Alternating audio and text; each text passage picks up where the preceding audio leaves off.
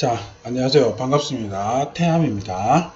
자, 이번 시간은 본격적으로 여러분들이 강의를 들으시기에 앞서서 우리가 우선에 이 전체적인 교재의 구성과 각 그 단위별로 어떤 내용들을 학습하게 될 것인가를 개괄적으로 한번 살펴보는 시간이고요. 그리고 이제 본격적으로 강의를 들으시기 전에 대략 이러한 내용은 미리 좀 알고 공부를 시작하셨으면 좋겠다라는 내용들이 여기에 있습니다. 자, 그러면 하나하나 한번 살펴보겠습니다. 자, 첫 번째 장은 사주란 무엇인가 라는 개념인데요. 자, 이 개념에서는 여러분들과 저가 이제 그 사주에 대한 어떤 개념을 동일하게 잡고 있어야 강의를 수강하시기에도 편하고 제 강의도 이해가 잘 되실 것입니다. 그래서 그런 측면에서 내용들인데 내용은 크게 보면 우리가 이 사주팔자라고 하는 것은 내가 태어난 환경이다 라는 것이고, 사주팔자 8글자 이게 내가 기본적으로 활용할 수 있는 내 무기다 라는 개념. 그 다음에 대운이라는 것도 10년 동안은 내가 활용할 수 있는 무기다. 10년 동안 내가 있게 되는 환경이다 라는 측면이고요. 세운이라는 것은 거기에 대해서 변화 변동이라는 것으로 어떤 사건, 이벤트 이런 식의 모양으로 들어옵니다. 자, 그래서 첫 번째 장 사주란 무엇인가 라는 것은 그러한 내용들이 되겠습니다. 자, 그럼 2강 음양의 내용으로 들어가면 여기서부터 이제 본격적으로 강의 진도를 나가게 될 텐데, 음양이라고 하는 것은 크게 개념으로 한마디로 얘기하면 짝입니다. 음과 양은 짝이다. 이것은 절대적인 기준에서 음이라는 것, 절대적인 기준에서 양이라는 것이 존재하지 않는다라는 겁니다. 무슨 말이냐면 남자가 있어야 여자가 있는 것이고 여자가 있어야 남자가 있는 것이지 절대적인 남자와 절대적인 여자는 없다.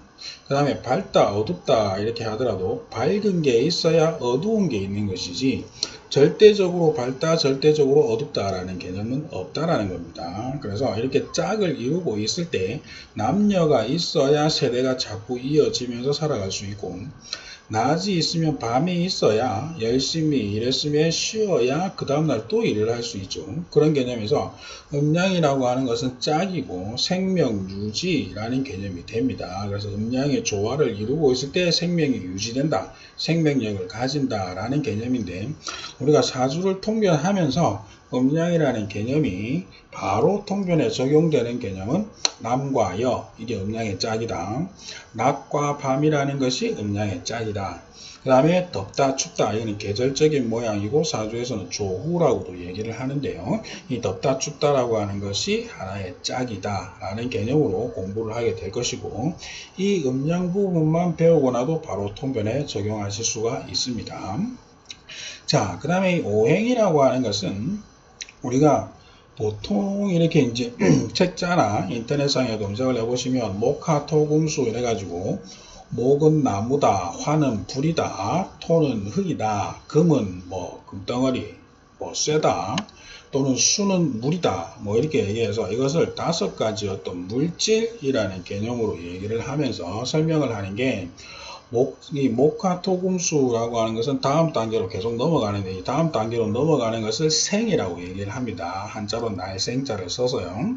그래서 이제 뭐 목생화 이렇게 설명할 때는 나무가 불에 탄다, 나무가 많으면 불이 더 커진다 이렇게 얘기를 하고, 화생토 이렇게 얘기할 때는 나무가 탔으면 재가 남는다, 그래서 토가 재다 이렇게 얘기하는데, 토생금으로 갈 때부터 이제 의견들이 말들이 많아집니다. 뭐 흙 속에 숨어 있는 돌덩어리다, 뭐 광산에 있는 금속이다, 뭐 이런 식으로 얘기를 하고, 금생수에서는 완전히 딴소리들을 합니다. 뭐 바위 틈에서 물이 나온다든지 이걸 보고 내가 금생수를 알았다든지 뭐 그런 얘기를 하는데, 이 목화토금수라는 게 그렇게 5가지 물질이 아닙니다. 5가지 물질이 아니고 5단계의 운동입니다. 자, 음양이라고 하는 것은 2단계의 운동입니다. 2단계의 운동으로 우리가 숨을 쉬어도 숨을 내뱉고 숨을 들이마시고 하는 게 있지 않습니까? 그래서 들이마셨으면 내뱉어야 되고 내뱉었으면 들이마셔야 되고, 그래야 생명이 유지가 되죠. 그런 2단계의 운동이 음양이고, 오행이라고 하는 것은 목행, 화행, 토행, 금행, 수행이라고 하는 5단계의 운동입니다. 5단계의 운동인데, 이 다섯 단계를 나누어 보니까 목행하는 단계가 있고 화행하는 단계가 있고 토행, 금행, 수행하는 단계가 있다 라는 식의 모양이고 목 다음은 화, 목행을 했으면 화행을 해라. 화행을 했으면 이제 토행을 해라.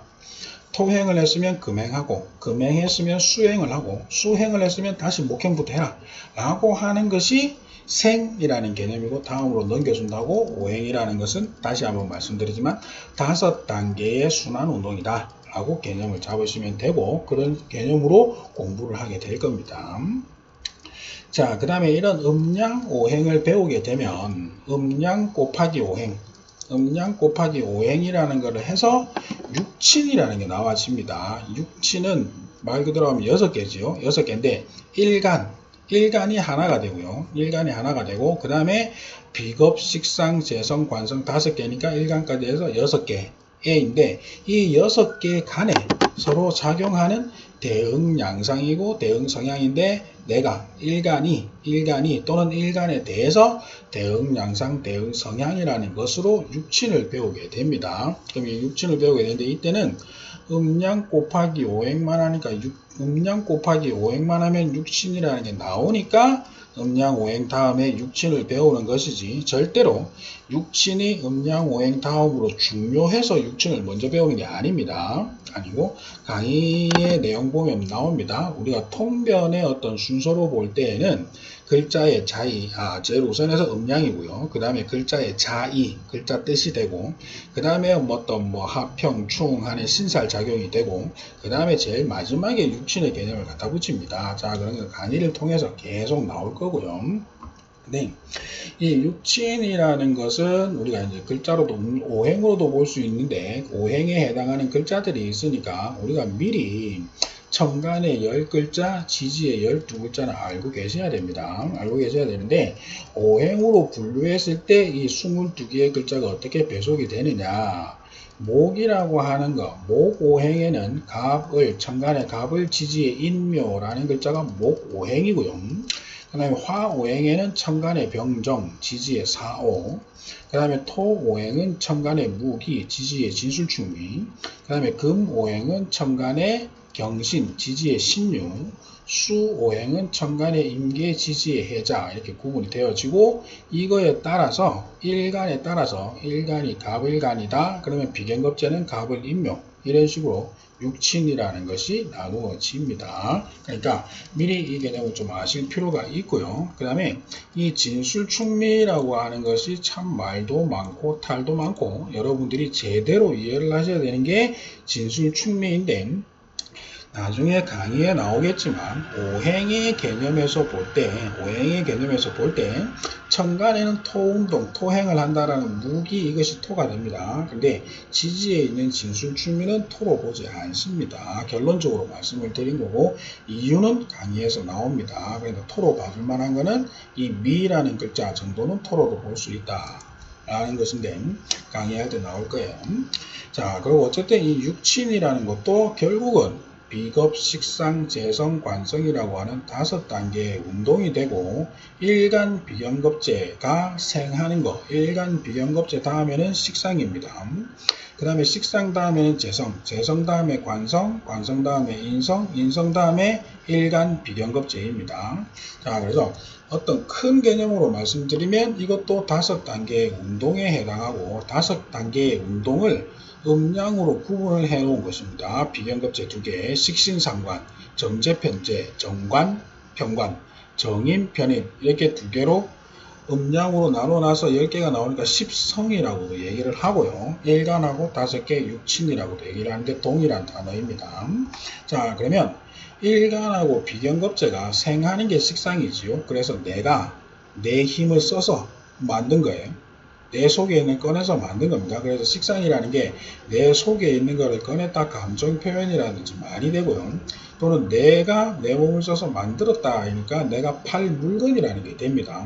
자, 그렇게 물건이라는 걸 만들어냈으면 그걸 돈을 받고 팔아야 되겠죠. 그래서 재성이라는 것은 돈이라고도 얘기하지만 원래의 의미는 물물 교환에다가 결과물이라는 개념이 됩니다. 그래서 이 식상하고 재성은 결국 내가 만들고 내가 만든 것에 대한 결과물을 내가 보는 거예요. 그래서 이게 식상재성이라는 걸 사업의 구조다라고 얘기를 합니다.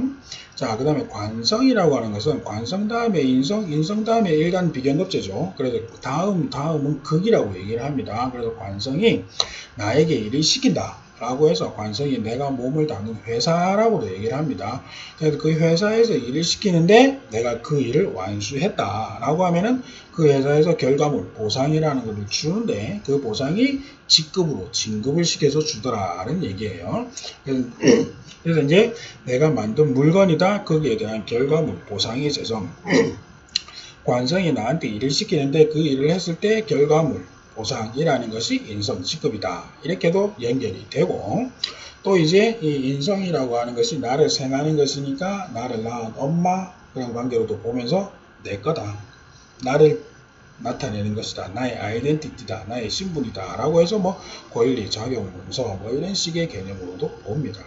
자, 근데 그건 공부할 때 하나하나 살펴보고 결과적으로는 결과적으로 더 중요한 개념은 이 육친이라는 것도 결국은 5단계의 운동이다. 그리고 일간의 대응 성향, 대응 양상이다. 관계다. 라고 개념을 잡아두시면 되겠고 오행별로 해당하는 이러한 글자들을 알고 계셔야 되고 그러면서 일간이라는 것과 비교했을 때 육친적으로 어떻게 되느냐 라는 것은 알고 계셔야 됩니다. 만약에 갑일간이라고 하면 갑이는 비견, 을묘는 겁재 그 다음에 갑일간이라고 했을 때 병, 사, 이 글자는 식신, 정, 오는 상관 이런 개념 정도는 알고 계셔야 된다라는 겁니다. 자, 그 다음에 이제 이 육친을 먼저 배운 건 중요해서가 아니라고 했죠. 음양, 오행 했으면 그 다음에 천간입니다. 천간은 오행이 5단계, 육친도 5단계 운동이라고 하면 천간은 10글자입니다. 그래서 이것은 10단계의 순환운동입니다. 10단계의 순환운동으로 보면 되고 천간이라고 하는 것은 통변할 때는 분위기, 껍데기, 마인드, 생각, 무형의 것으로 통변을 합니다. 자, 그 다음에 지지는 천간이 분위기, 껍데기, 생각, 무형이라고 한다면 지지는 현실이고 실제적으로 작용하는 것이고 유형의 것입니다. 그런데 그것이 12단계의 순환운동입니다. 12개예요. 자, 그래서 음양 이런 것도 마찬가지, 오행도 마찬가지, 천간 지지도 다 마찬가지이지만 이게 2개, 5개, 10대, 12개라고 해서 따로따로 있는 것이 아니라 2개의 순환단계 음양, 5개의 순환단계 오행 육친, 10개의 순환단계 천간, 12개의 순환단계가 지지입니다. 그래서 그 어떤 순환단계 중에서 하나를 꼭 집어서 우리가 천간의 갑이다, 뭐 지지의 자다 이렇게 표현을 한 거예요. 그래서 각각 하나의 개념이 중요한 것이 아니라 이러한 순환 단계 중에서 어떤 순환 단계에 있는 것이냐 라고 이해를 해야 여러분들이 제대로 이해를 한 것이고 그런 이해를 바탕으로 여러분 스스로도 어떤 의미 확장, 의미의 재생산이라는 것이 가능해지는데 그렇게 여러분들 스스로 의미를 확장하고 재생산할 수 있도록 강의가 구성되어 있으니까요. 자, 잘 학습하시면서 따라오시길 바라겠습니다. 자, 이렇게 배우고 나면 그 다음에는 천간하고 지지하고의 어떤 관계에서 발생하는 순살이라고 하는 것이 공망이라는 것이 우선 있는데 공망이라고 하는 것은 10개의 천간과 12개의 지지가 짝을 짓다 보니까 짝을 이루지 못하는 지지의 2글자가 있습니다. 그래서 이게 천간이 없다, 천간이 비었다 라고 해서 공망이라고 얘기를 하는데요. 이런 것을 우리가 이 공망이라는 것을 통변에 적용할 때는 모양은 분명히 있지만 공망, 비어있는 것이 기능적으로 비어있다, 역할적으로 비어있다 라는 것이 이제 그것도 활용하기에 나름인데 그것도 이제 강의 시간에 제대로 살펴보겠습니다. 그 다음에 귀인이라고 하는 것은 우리가 공부를 하다 보면 신살이 귀인이라는 게 엄청나게 여러 종류가 많습니다. 뭐 천덕이다, 월덕이다 라고 해서부터 그 다음에 뭐 여러 가지 종류들이 많은데 어떤 통변의 실제적인 작용력, 실제적으로 작용력이 일어나는 것 측면에서 보면은 천을귀인이라는 게 그나마 통변에 제대로 작용할 만하다 라는 것이고요. 천을귀인이라는 것과 같이 문창귀인이라고도 한번 공부를 해볼 텐데 그 문창귀인의 것은 귀인의 어떤 작용력보다는 아까 앞에서 말씀드렸던 지지의 토가 없다라는 개념을 한 번 더 확인하는 개념으로 문창귀인이라는 것을 한번 공부해 볼 것이고, 통변의 실제적인 작용력이라는 측면에서는 천을귀인이 또 우선적으로 작용을 하는데, 이 천을귀인은 일간에 따라서 이 두 글자씩 배속이 됩니다. 그것도 미리 한번 알고 계시는 것이 도움이 되겠습니다. 자, 그 다음에 12운성을 배우게 되는데, 12운성은 천간에 있는 글자들은 갑을병정 무기경신임계의 10글자가 있는데요. 이 10글자가 지지의 어떤 글자를 보지 않고 천간에 10글자만 있으면 이게 세력적으로 균일하게 균형을 이루고 있습니다. 균형을 이루고 있는데, 이 글자들이 지지를 만나게 되면 그때부터 이 10글자의 세력이 확 다 달라집니다. 다 달라져요. 그래서 크게 보면은 오행이라는 것을 지지의 한 글자가 왔을 때 그 오행 세력이 어떻게 달라지느냐 라는 것을 보는데, 그걸 더 세분해서 10개 천간의 글자가 지지의 한 글자를 봤을 때 어느 정도의 세력을 가지느냐 라는 것을 보는 게 12운성입니다. 이것도 천간하고 지지 간의 신살 관계입니다. 그런데 이것도 실제적으로 통변을 할 때 적용을 되는 것은, 내가 어떤 세운을 만났는데 이 세운에서 내가 재성이라는 걸 쓴다면 정제를 써야 되느냐 편제를 써야 되느냐 라는 것이고, 아니면 재성이라는 것을 어떠한 양상으로 써야 되느냐 라는 것을 보는 게 12운성이 되겠습니다. 자, 그 다음에 12신사례라고 하는 게 결국은 우리 통변에 있어서 하이라이트라는 개념인데요. 가장 중요한 개념입니다. 가장 중요한 개념인데, 이 12신살은 지지에 있는 글자 간의 작용력입니다. 천간하고는 무관합니다. 지지에 있는 글자 간의 작용력이라는 것이고, 이 12신살이라고 하는 건 항상 기준이 되는 글자가 있는데, 그 기준이 되는 글자가 3개의 글자의 그룹으로 묶여집니다. 3개 글자의 그룹으로 묶여지는데, 이 그룹이 기준이 되는 기준 그룹이라는 게 있고, 상위 그룹이라는 게 있고, 하위 그룹이라는 게 있고, 반대 그룹이라는 게 있습니다. 그래서 그 그룹을 기준으로 해서 지지 12글자를 만날 때마다 내가 어떤 액션을 취해야 되고 내가 있어야 할 포지션이 어딘가 라는 것을 찾는 게 12신살입니다. 가장 중요한 개념이고 실제적으로 여러분들이 통변을 할 때도 가장 중요합니다. 그래서 기준이 되는 글자보다 상위 하위 그룹의 글자를 만나서 발전이냐 세트냐라는 모양을 보는 것이고요. 사회활동의 어떤 보상적인 측면에서도 내가 올라가야 되느냐 내려가야 되느냐 라는 모양을 봅니다. 그래서 가장 중요한 개념은 내가 취해야 할 액션, 있어야 할 포지션이라는 것을 보는 게 12신살이고, 그 다음에 12신살을 통해서 우리가 알 수 있는 게 변화, 변동의 시기가 운에서 볼 때 항상 원국의 운과 내 원국에 있는 글자와 운에서 오는 글자가 삼합, 충, 격각이라는 것을 할 때 변화, 변동의 시기가 된다 라는 개념이 여기에서 잡히게 됩니다. 그래서 12신살이 아주 중요한 개념이고요. 자, 그 다음에 12신살까지 배우고 나면 금묘화실을 공부하는데, 이 금묘화실은 내 사주원국의 연월 일시가 순서적으로 금묘화실이 됩니다.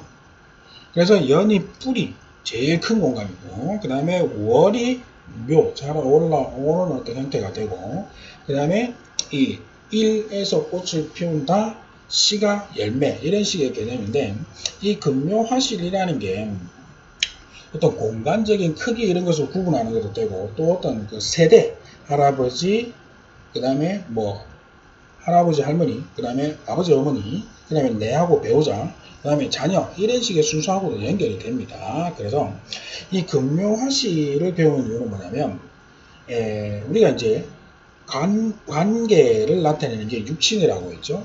그러면 아버지 어머니라는 것도 육친의 배분이 됩니다. 그런데 아버지 어머니에 해당하는 육친, 그 글자가 내 사주원국에 없을 수도 있습니다. 없을 수도 있는데 부모님 자리는 금묘화실에서 월에 해당하는 묘, 월, 이 자리가 부모님 자리예요. 그래서 부모님하고의 관계라든지 이런 것을 볼 때 육친을 찾는 게 아니라 월 부모님 자리를 먼저 봐요. 먼저 보고 거기에 있는 육친이 어떠하냐라는 것으로 관계 양상을 봅니다.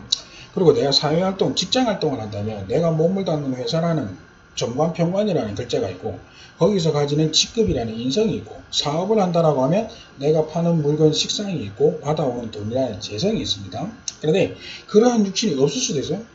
없을 수도 있는데 연월이라고 하는 것이 내가 사회활동하는 공간이고 그 공간 중에서도 연이 직업적인 분야 그 다음에 월이 거기에 대해서 보상을 주는 직장적인 분야 그런 자리로 구분이 됩니다. 그래서 그런 자리는 우선 있으니까 그런 자리에 뭐가 있느냐라는 것을 보고 통변하는 게 우선이거든요. 그래서 얘기가 있습니다. 육친은 없어도 자리니까 육친보다 자리가 우선. 그래서 항상 그러한 관계라는 측면에서 볼 때에도 육친을 먼저 찾는 게 아니라 자리를 먼저 보고 그 자리의 양상을 보고 어떠한 모양이면 좋겠다. 그 다음에 변화 변동이 온다면 어떤 시기에 오겠다. 그런데 그런 시기에 변화 변동이 올 때 어떠한 양상으로 오겠다라는 게 마지막에 붙이는 육친입니다. 자, 그래서 근묘화실이라는 게 아주 중요한 개념이고 근묘화실을 세세하게 많이 나눌수록 통변도 다양해지고 세세해집니다. 자, 그런 측면에서 근묘화실을 한번 살펴볼 것이고요. 그렇게 하고 나면 이제 육친도 배웠고 근묘화실도 배웠고 글자 간의 작용도 다 배웠으니까 그걸 가지고 실제적으로 통변에 연결이 되는 걸 하나하나 볼 텐데 자, 그래 처음으로 보는 게 부모운입니다. 부모운이면 항상 부모 자리는 사주원구에서 월주라고 했죠. 그래서 월주하고 일주와의 관계라는 것을 보면서 부모운을 얘기하게 되고요. 그 다음에 학업운 이렇게 되면 학업운은 내가 부모님 밑에서 공부를 하지 않습니까? 그래서 연월에 있는 공간에서 공부를 합니다. 그래서 연월에 있는 글자의 어떤 육친, 양상 이 육친이라는 게 대응 양상이고 대응 성향이지 않습니까? 그래서 내가 공부를 하는 성향, 공부를 하는 방식도 연월에 있는 글자하고 연결이 됩니다. 그래서 연월에 있는 육친으로 공부 방법을 알아보는 게 학업운이고요. 그 다음에 직업운은 직업활동 공간이 연월이지 않습니까? 그래서 연월에 있는 글자하고 대운에서 들어오는 글자의 12진자 상하관계라는 것을 따지면서 내가 안정적으로 보상을 받는 시기냐 그럼 내가 위를 향해서 올라가야 되는 시기냐 내가 더해주고 덜 받아야 되는 시기냐 내가 아래를 보고 있으니까 밑으로 내려가야 되느냐 내가 어떻게 아랫사람들을 관리해야 되느냐 이런 식의 모양을 보는 것이 직업운인데 가장 중요한 포인트가 이 직업운입니다. 왜냐하면 우리가 결국 사주를 보는 것도 내가 잘 먹고 잘 살기 위해서 보는 거지 않습니까? 그래서 어떤 내가 사회활동을 하면서 보상의 수준이 변화되는 것을 봐야 되니까 직업운이라는 게 가장 중요한 파트가 되겠습니다. 그러면서 이러한 직업을 유지해 나가고 안정적으로 활동하기 위해서 내가 있어야 될 포지션이 어디냐, 내가 취해야 할 액션이 어디냐, 그것을 12신사로 본다라고 하죠. 그래서 같이 접목을 시켜서 봅니다. 그 다음에 재물 측면을 보게 되는데 이 재물 측면을 볼 때 이 재물이라고 하는 것은 내가 일단 돈을 버는 것은 직업이라는 걸 제대로 잡아서 벌어야 되고 그 다음에 재물, 재테크라는 것이 그 번 재물을 유지하고 발전시키는 방법이지 않습니까? 그래서 이러한 재테크의 방법을 내 원국에 있는 육신의 성향으로 내가 재테크를 어떤 방식으로 어떤 양상으로 해야 되느냐라는 것을 살펴보는 게 재물 파트이고요. 자, 그 다음에 무자론이라고 되어 있는 무자론은 무자에서 우리가 다룰 것은 육신입니다. 왜냐하면은 사주팔자 원국의 1간까지 해서 8글자가 있는데 이 8글자에 우리 육친이라고 하는 게 모두가 다 들어갈 수가 없습니다. 그래서 없는 육친을 어떻게 활용할 것이냐라는 것인데 기본적으로는 없는 육친 활용이 아니라 제일 중요한 것은 원국에 있는 글자를 어떻게 활용하느냐라는 거예요. 있는 글자를 어떻게 활용하느냐가 더 우선인데 있는 글자를 활용하다 보면 이 있는 글자를 활용하기 위해서 세트로 같이 있어야 되는 게 있거든요. 그게 뭐냐? 우리가 사업을 한다라고 하면 물건을 팔아서 돈을 벌어야 되니까 이게 식상, 재성, A 구조가 사업의 구조거든요. 근데 식상이 없든지 재성이 없든지 할 수 있죠. 그렇게 했을 때 없는 글자를 어떤 양상으로 써야 되느냐? 그 다음에 우리가 기본적으로 조직생활의 구조라고 하면 관성, 인성이 조직의 구조거든요. 근데 관성이 없을 수 있고 인성이 없을 수 있어요. 아니면 아예 관성, 인성이 다 없는데 조직 활동을 할 수 있습니다. 그럴 때 내가 세트적인 측면에서 봤을 때 같이 써야 되는 세트이고 있어야 되는 세트인데 그게 없다. 그러면 그게 무형의 무자의 형태로 어떻게 쓸 것이냐 라는 것을 살펴보는 것이 모자르고요. 그 다음에 우리가 이제 궁합이라는 것을 보게 되는데, 이 궁합이라고 해서 말 그대로 이 궁이라는 게 자리 구자거든요. 그래서 연월일시 금묘화실이 자리라고 했지 않습니까? 그래서 이 두 개에 대비되는 사주를 놓고 그 자리끼리 비교를 하는 게 돼요. 그래서 남녀 간의 궁합을 본다라고 하면 남녀 간에 서로 배우자 자리는 일치이지 않습니까? 그래서 남녀의 궁합을 볼 때는 일치끼리 비교를 해요. 그 다음에 직업적으로 사회활동을 통해서 내가 만나는 사람들과의 관계라는 것도 있지 않습니까? 내보다 상사냐, 내보다 부하냐, 또 이런 식의 뭐 동업을 한다라면 어떤 거냐, 이런 식을 볼 때는 우리가 또 보는 자리가 다르다라는 거죠. 주로는 연월의 모양을 봅니다. 그 다음에 부모하고 자녀와의 관계를 볼 때는 부모 사주에서 나하고 자녀의 관계는 일시가 되고, 자녀 사주에서 부모하고 나하고의 관계는 월일이 됩니다. 그러나 그러한 관계 양상을 서로 대비해서 살핀다 라는 것이 부모 자녀 간의 궁합을 보는 것이고, 이것이 출산택일이라는 하는 것과 연결이 되어서, 출산택일은 부모 자녀 궁합의 연장선상에서 출산택일이라는 것을 보게 되고, 자, 이것은 출산택일입니다. 이렇게 보게 되고, 우리가 이 택일이라고 하면 출산택일 뿐만이 아니라 뭐 이사, 개업, 수술, 뭐 또 이사를 하기 전에 뭐 집수리 같은 거요. 이런 것을 할 때 우리가 택일이라는 걸 하게 되는데, 결혼도 있죠. 하게 되는데, 우리가 이 결혼, 이사, 개업 이렇게 보면 대부분 좋은 일이지 않습니까? 좋은 일인데, 집수리를 한다, 수술을 한다든가 이런 것은 뭔가를 부숴야 되고 몸에 칼을 대야 되니까 좋은 일이 아니에요. 좋은 일이 아닌데, 택일이라는 걸 할 때는 일의 용도에 맞는 날을 잡아줘요. 그래서 무조건 좋은 날짜를 잡는 게 아니고, 수술을 한다라고 하면 수술을 하기에 좋은 날짜, 집수리를 한다면 집수리를 하기에 좋은 날짜, 그 다음에 그냥 좋은 일이라고 하는 결혼, 그럼 둘이 결혼해갖고 잘 먹고 잘 살아야 되잖아요. 그래서 잘 먹고 잘 사는 거에 연관이 되는 글자, 그거를 날로 잡고, 개업을 한다 하더라도 사업이 발전이 되고 돈을 많이 벌어야 되지 않습니까? 그래서 그거하고 관련되는 날짜를 택일로 한다 라는 개념입니다. 자, 그러니까 일의 용도에 맞는 날짜를 택한다 라는 것이 택일이 되겠습니다. 자, 이렇게 해서 이런 것을 우리가 같이 강의를 통해서 한번 살펴볼 것이니까요. 미리 이러한 개념을 잡고 공부를 하시면 더욱 도움이 되는데, 기본적으로 여러분들이 알고 해야 될 것은 천간의 10글자, 지지의 12글자를 아셔야 되고, 그 12글자가, 그 22글자가 오행적으로 볼 때 어떻게 배속이 되느냐, 그래가지고 육신을 나눌 때 어떻게 배속이 되느냐 라고 하는 것은 기본적으로 개념을 좀 잡으셔야 되고요. 그 다음에 12운성, 12신설이라고 하는 것은 삼합이라는 것으로 연결이 됩니다. 삼합이라는 것으로 연결이 되는데, 이 삼합은 4개의 결과물이 있습니다. 그래서 인호술, 화, 해묘미, 목, 사유축금, 신자진, 수, 이렇게 4개의 삼합이 있는데, 이 4개의 삼합에 대해서도 구체적인 개념까지는 모르신다 하더라도 해묘미는 목이라 하더라, 인호술은 화라고 하더라, 사유축은 금이라고 하더라, 신자진은 수라고 하더라, 이 정도의 개념은 기본적으로 알고 공부를 하시는 것이 도움이 되겠습니다. 자, 이상 여기까지 해서 전체적으로 어떤 개념을 한번 살펴봤고요. 다음 시간부터 구체적으로 진도를 나가 보도록 하겠습니다. 감사합니다.